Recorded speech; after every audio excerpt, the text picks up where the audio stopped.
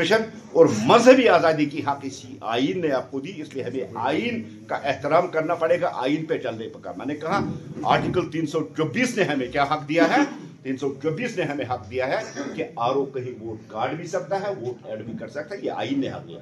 अब आइए आर्टिकल 325 की तरफ, जहां कांग्रेस उस पर भी उंगली उठाती है। आर्टिकल 325 में सीधे सीधे आइन ने ये हक दे दिया है, आइन ने ये आज़ादी दी है कि इलेक्शन कमीशन ऑफ इंडिया को एस्टेब्लिश किया जाए।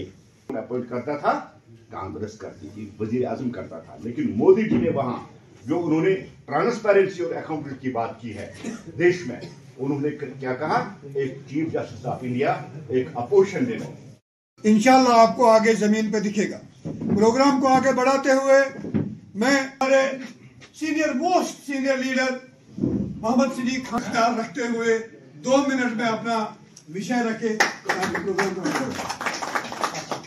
होती है। मुझे माफ कर लेना आप लोगों, चाहे छोटा है इसमें, चाहे बड़ा है, चाहे कोई।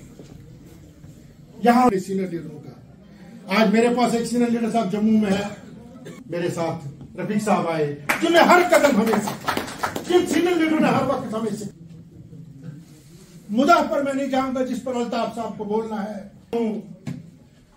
इस पार्टी में दबंग लोग हैं, हमारे अल्ताफ साहब बोलते हैं और सबके सब चुप होते हैं। करने वाले हमारा कोई कार्यकर्ता है,